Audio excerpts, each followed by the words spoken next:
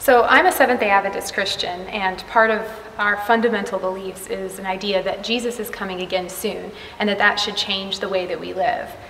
For a lot of my life, that ended up being worrying about the fact that there was going to be trouble at the end of time before the second coming of Jesus, and thinking about a fear-based hiding from people who might have hostile feelings towards me. I saw a lot of people as potential enemies.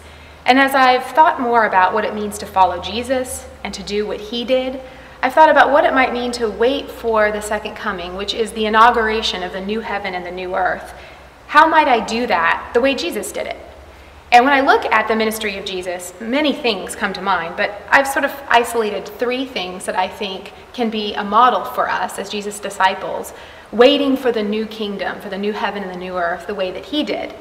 The first thing that Jesus did and spent tons of time doing in his ministry was healing people.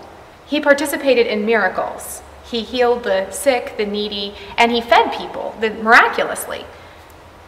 What does it mean for us to be about the business of miracles? Because I think that's part of what we're called to do as we wait for the second coming, as we build towards it, as we live into the kingdom made new, as we expect the second coming and we believe that it changes everything. We need to be about the business of miracles, and that means we need to be about the business of healing people. In the modern world, there are massive ways that we can heal people, things that people who lived at the time of Christ would have seen as astonishing, magic, miracles. I had a headache earlier today. I took a couple of pills and I feel so much better. That is a miracle.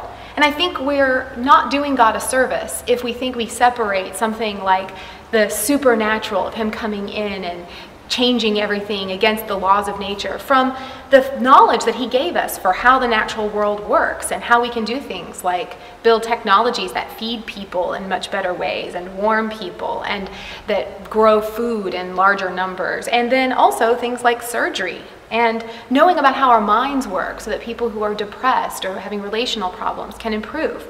So when we're about the business of Jesus, we will be about the business of healing, of being present for the needy and the sick. And that is for sure another thing that we need to be doing as we wait for the second coming, is being present where the sick and the needy actually are. We often try to hide ourselves from them. And that leads me to the second thing that Jesus did. Throughout his ministry, the Gospels are full of the phrase that he crossed to the other side. And almost every time Jesus crossed to the other side, he was crossing ethnic and cultural boundaries. He did it all the time. He crossed boundaries of class and ethnicity and gender, and it upset people that he did that. But he did it so that he could be about the business of reconciliation, and we should be about that business as well. And the last thing that Jesus did is he told a lot of stories. And he told truth in new ways, in ways that were upsetting to people. He said, "You've heard that it was said, but I say to you." And we need to be about the business of bringing the truth, the foundations that we build upon, to bear in the world today. So as we wait for the second coming, we won't be hiding or fearful or alienating ourselves from others. Instead, we'll be out and about and abroad in the world the way that Jesus did, participating in miracles of healing and feeding, crossing boundaries and reconciling with people who we're different from, and also telling truths in new ways through stories and through building on, "You've heard it was said, but I say to you."